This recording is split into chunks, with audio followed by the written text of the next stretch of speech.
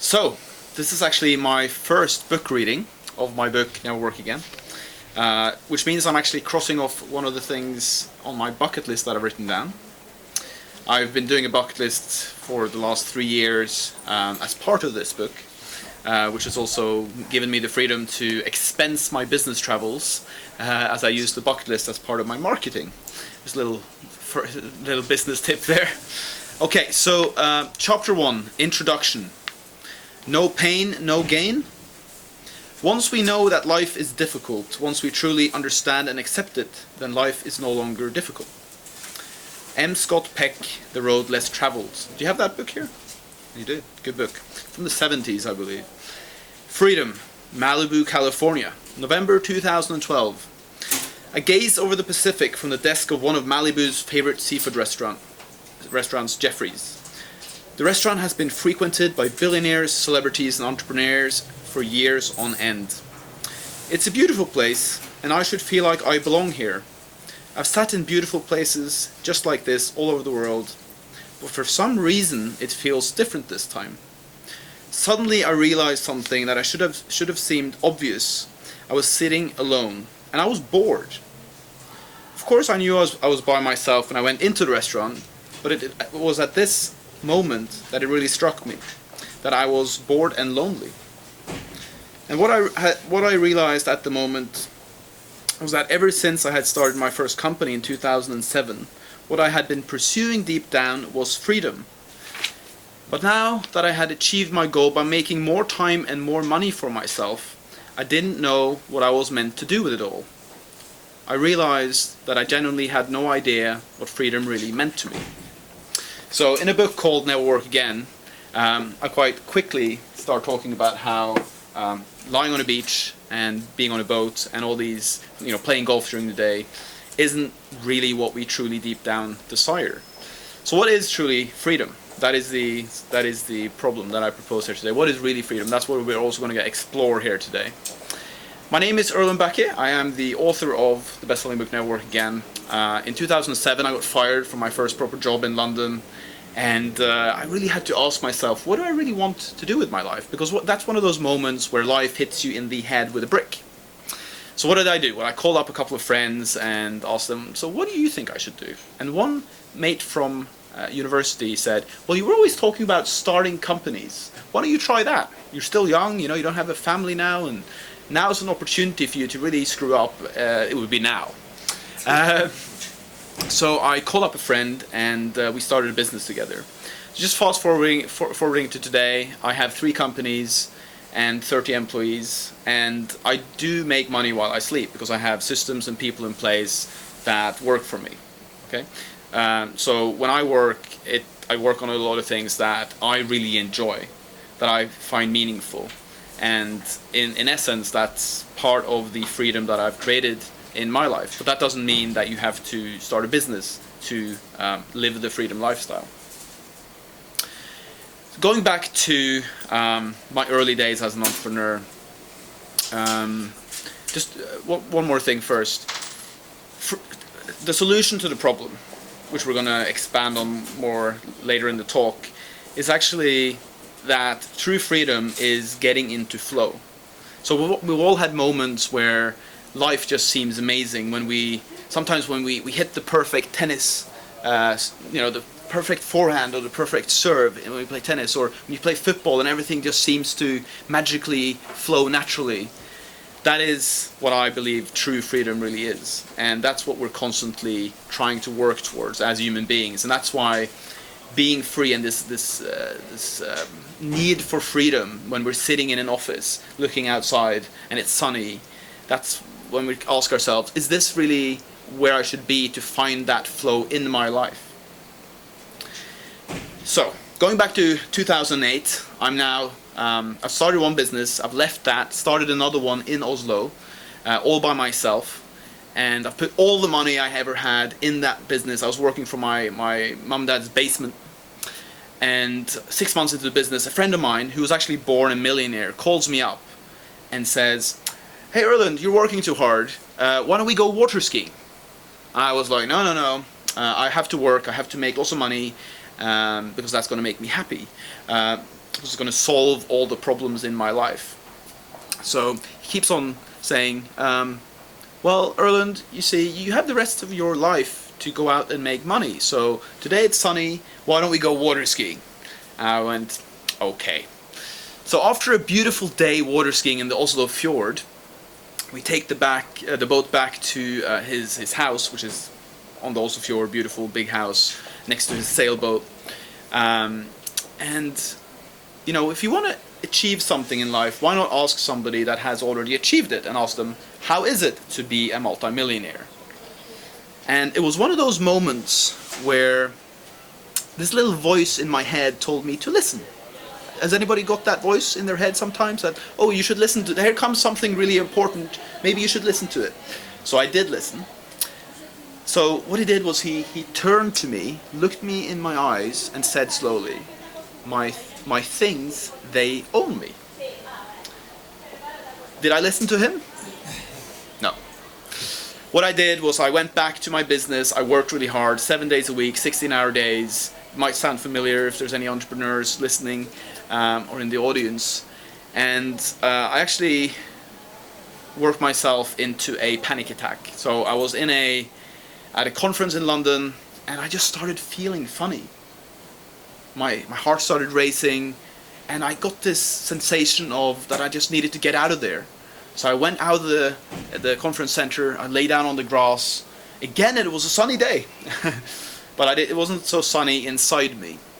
Okay, so I lay down and I put on some meditation music to calm myself down. That just amplified the problem. So I thought, okay, I need to get to a safe place.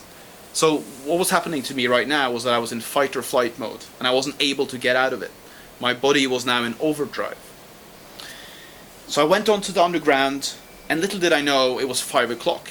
Now, if anybody's ever been on the underground in London during rush hour, it's not always the most pleasant experience if you are in fight-flight mode. So my hands were turning blue, my heart was racing at 200 beats a minute, and I grabbed onto the guy next to me and I said, I'm having a heart attack, please get me out of here. Because that's the feeling that you have when you have a panic attack. It's the exact same feeling as a heart attack or that you're going to die. So all these thoughts came through me. I had moments of clarity where I asked myself, am I really doing the kind of things that I really want to do with my life? Is more money than my friend came back and talked to me like, I told you so, you know? So at that point, I got told by the doctor that I shouldn't work for another 3 months. So because I needed to calm down my nervous system, I needed to, you know, start taking care of myself again. And strangely enough, I had people and systems in place, and the business actually worked without me. So, based on that experience, I said, okay, well, what I'm going to do is I'm going to travel. I'm going to travel and see if my business starts working. So at that point, I went to San Francisco. Now, one of the things that is important to understand about freedom, okay? So I'm going to talk about freedom in 5 different points. Point number 1 is that there are 5 levels of freedom, okay? There's political freedom. Political freedom means that you can go out and you can say whatever you want without getting put in prison or prosecuted. There's still countries in the world where you cannot do that, right? So political freedom, that is like the basic human form of freedom. But if you're in a company working for a boss you do not like or in a team you do not like and you are not expressing your true feelings, then you are actually in a prison and you're not truly living free. So you should actually express what you truly feel to your boss and your team. That could be very scary, but unless you do that, I believe you're still slightly in a prison and not living free. The second level is social freedom. So if I felt like wearing pink slippers and maybe a green wig and something else, maybe not wearing a shirt, I'm not sure if that would have been allowed, but social freedom. So if I feel like that was really the way that I should be expressing myself, then I should be doing that. And I think social freedom for me, especially when I started out as an entrepreneur, was a very, very big barrier to my success. I was very conscious about failure. I was very conscious about what would other people think if I did this or if I did that. And a lot of my pursuit of financial freedom, which is the next level, came from insecurities that I was trying to prove to the world and to myself that, oh, look at me, I have all this stuff, so I'm better than other people, right? So social freedom, very important, especially in today's society where we're constantly being bombarded by advertising trying to tell us that we need to look a certain way, we need to be a certain way, and we need to think a certain way. And financial freedom is the next level.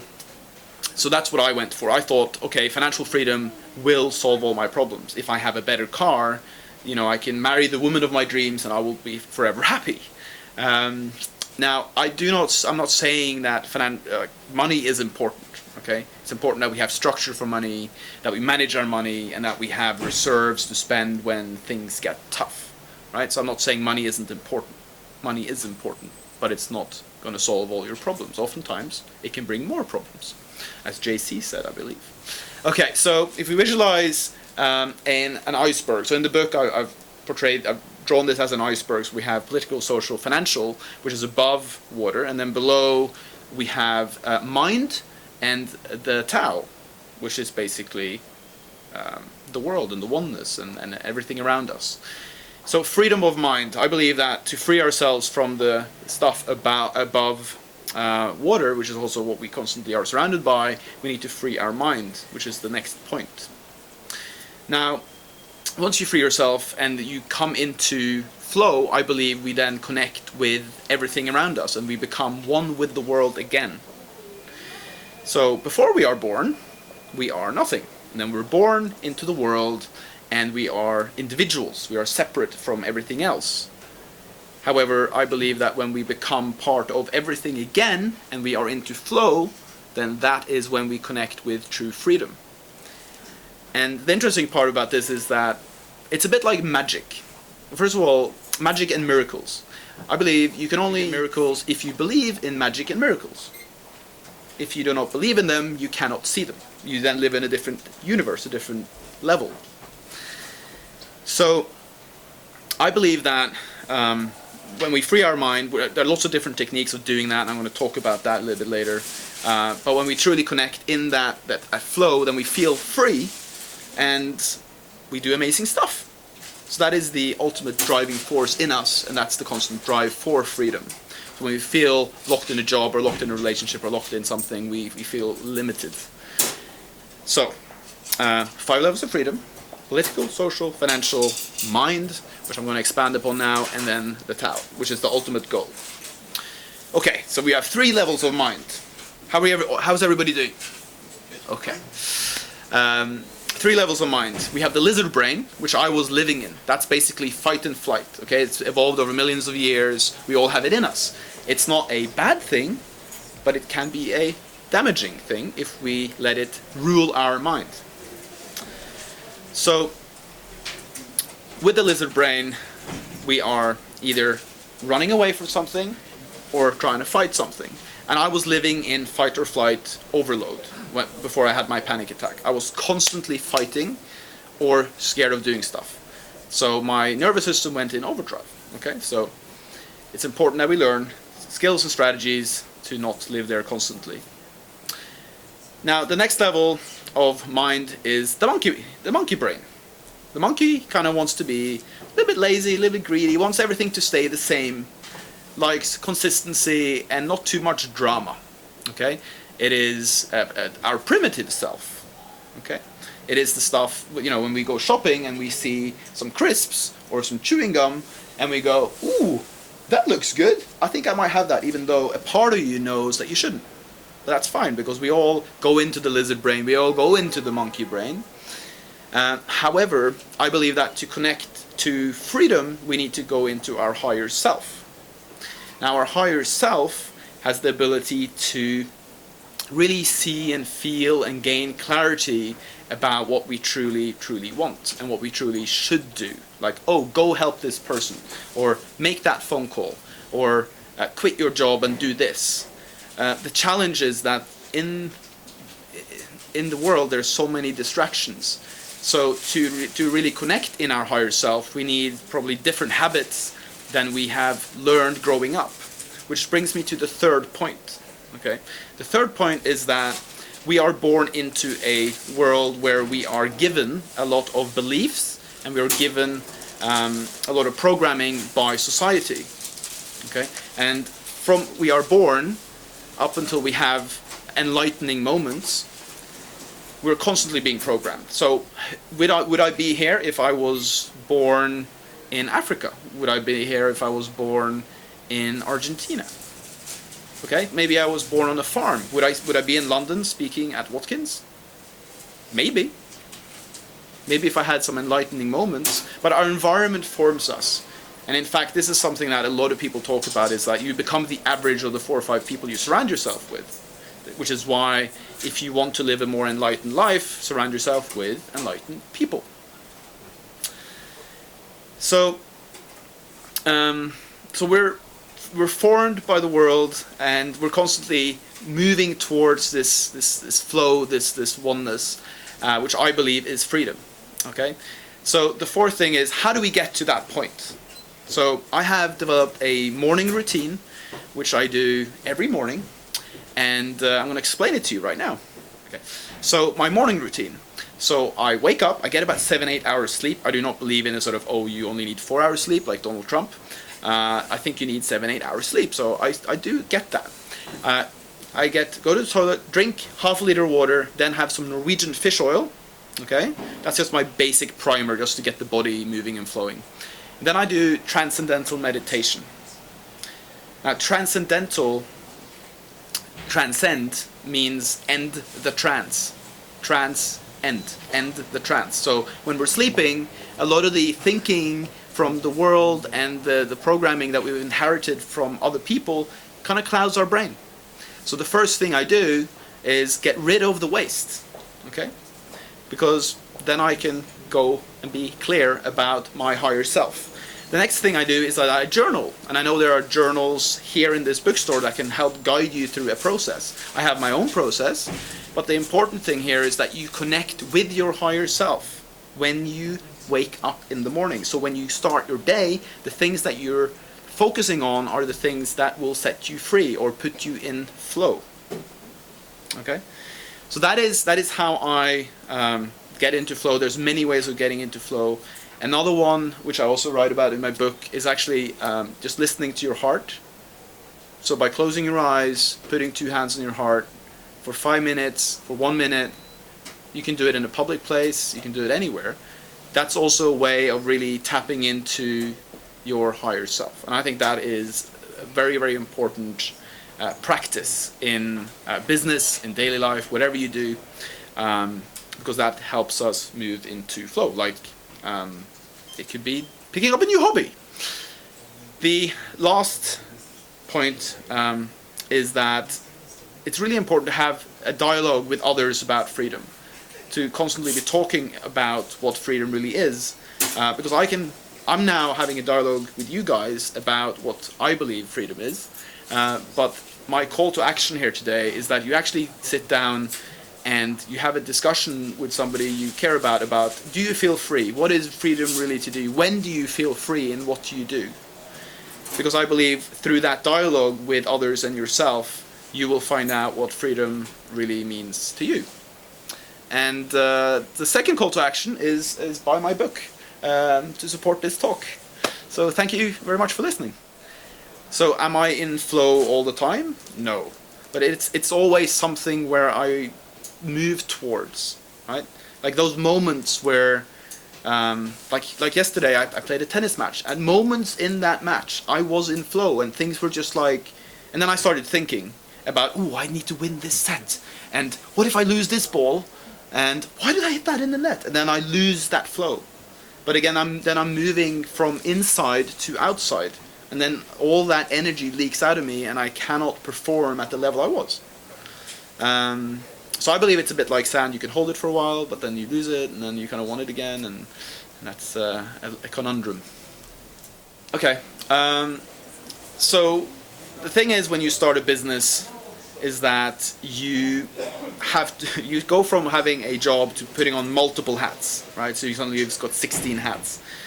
And part of the reason why a lot of people lose flow in their business is because, now I have to do accounting, and now I have to do marketing, and now I have to do something else, and now I'm doing sales. So it becomes very difficult to stay focused on one task, because you're doing a lot of the things that you don't want to do. So, in terms of personality types, accountants are very different than I am. I'm creative, I like being on stage, I like speaking to people, whilst accountants like systems and process, and not necessarily like speaking to too many people at the same time. So I find that when you try to do everything, and you're doing a lot of tasks that are not natural to you, that you get out of flow. So in a social setting, if you spend a lot of time with people that are very different than you. So when I started my business, I spent a lot of time with lawyers and stockbrokers, and sort of champagne boys, if you like. And I had a very difficult time finding my flow in that social setting. But I was hanging out with them because they were making lots of money, and I aspired to that. But in terms of business, there are certain imprints. The Richard Bransons, the Entrepreneur magazine, people that are on the front of Entrepreneur magazine. I think if you're inspired for that fame, if you want that fame and that's your driving force, then you'll never truly be successful. But if you do things because you want to do things and because you love doing them, and you believe that that has a place in the world, then you become invincible, because then you are driven by something higher than simple materialistic needs, like the 7 sins. Like greed and what are they? The 7 sins. So it's kind of like calibrating that on a daily basis, and as human beings, we're constantly being tempted by different things, and a lot of marketing uses the 7 sins to sell us stuff. That's what they do. Like, all you need to do to learn how to do marketing is look at the 7 sins. So how can I appeal to the monkeys? How can I appeal to the monkey brain in you so that you buy my stuff? And I believe that if you're driven by that as a person and an entrepreneur, that you just feel this emptiness and you have a hard time connecting with flow. That's why you have, the owner of Aldi, who went from like number 14 on the rich list to number 60 in the world, like billionaire, shooting his brains out. Because he's like, for him it was important that self-image was kept, rather than how many millions of people he was serving on a daily basis with food. If I was to go back to 2008, to before I went on that water skiing trip, what would I have done differently? Well, first of all, I think I'm not sure it's a good idea to have regrets, but for people starting out, I think a really smart thing to do, which Andrew Carnegie did, which Harry Gordon Selfridge did, is that you go out and you find somebody that you find inspiring, that's starting a business or has some more experience than you, and you dedicate yourself to them and their cause for anything from 5 to 10 years. Because that way you can be mentored by somebody that has made a lot of the mistakes that you inevitably will do yourself, and that shortens the learning curve plus gives you confidence. The challenge with that is that if you're like 35 and you want to start a business and you've got a family and a mortgage, are you going to do it? Maybe. So for me, I think it was good for me to make all those mistakes while I was young, and if I did all those mistakes later, I think it would have been a lot more painful because I had more people to worry about than myself. But definitely finding a entrepreneur that's really inspiring, that's doing what you want to do, and then pitching to them that you want their dream to come true, and then learning from them on a daily basis for 5 years. I think that's a very smart thing to do. So why did I write my book, and what difference has it made in my business? I wrote interestingly enough, in 2010, I started getting into the personal development world because I was failing as an entrepreneur. I mean, I was working with some of the biggest companies in Norway, but in my eyes, I was failing. So I created something called the vision board, which is basically like, oh, these things inspire me. These things are something that I want to get involved in. And one of those was a book. So I had a book on the vision board, which is, I think it was called Life as an Entrepreneur. When I got a new mentor in 2013, he kind of said, "Oh, you know, Erlend, why don't you write a book?" And for me, that just clicked. For me, that was flow. That was just like, okay, yes, I'll just do it. And then, interestingly enough, like a lot of people that I needed in that project came along and helped me out. The process of writing a book is amazing, and I think the process of it is the most important part, and having a team to help you out as well. Okay, so I worked with a graphic designer. I had a copywriter that helped me. I had a marketing team. So that was instrumental in making the book a success. I think there's more than 115,000 copies out there right now. How has it helped my business? My business is basically getting fed customers on a weekly basis by people that read the book and want to start outsourcing tasks in their business. So it does help my business. It's not a end. It's a advanced business card, right? So it's definitely been good. But I had some real good times writing that book. I flew to Greece to meet a friend of mine that studied philosophy. We talked a lot about freedom and what it really means. And funnily enough, we were sitting at a cafe there, and he brought a friend, and her name was Eleftheria, which means freedom in Greek. So a lot of funny coincidences in that process, and also Athens is a good place to go and ponder on a book. So like walking the streets of Athens and writing notes for my book was a really nice experience. But I'm working on the next one as well, so we'll see. It's a very different book, but we'll see how that goes. How do I deal with the basic human needs where that tells me if I achieve X amount of money, I can buy a fancy car, a nice apartment, and deep down I now know that is not going to make me feel awesome. How do you deal with that?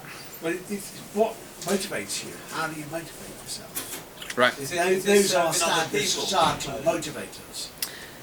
I believe that I think we're complex beings. I think part of us needs that drive towards something. What has changed in me is that I know inside me that it doesn't really matter. What changes is that it is the process of attaining it that is the journey of fun. So it's not the end goal. So in school, we start a semester, we end a semester, and we have exams, we get graded, right? So it's like from A to B, right?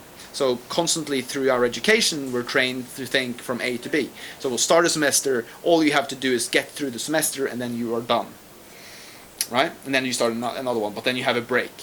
So again, a lot of social programming has trained us to think that we need goals, and when we attain them, we will be happy. But the thing is, when we do, there's just another goal. So I believe that we do need things to work towards. I went through a phase where I didn't, where I kind of just let everything kind of be, and I still do. On a Sunday, I just let everything be, and I sit and I enjoy if I do not achieve this, I am a failure and I will die, right? So now I know that, okay, if I don't get it, that's fine. But the journey of pursuing it is the reason for doing it. because who you become in the process.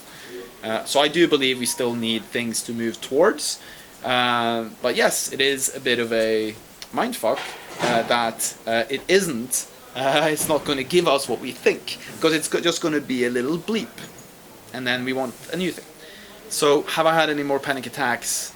And what do I do with work now? Like, so if I'm in flow, so Confucius said, if you do what you love, you'll never work another day.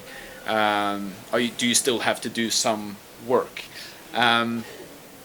Well, the Pope still has to wipe his bum, right? So it's still something that we need to do. We still have to do the dishes. We still have to do certain things. And again, like, flow isn't something we can have 100% of the time. I think it's more like a 1% of the time, or maybe 5. Have I had more panic attacks? No, I haven't. Not to that extent.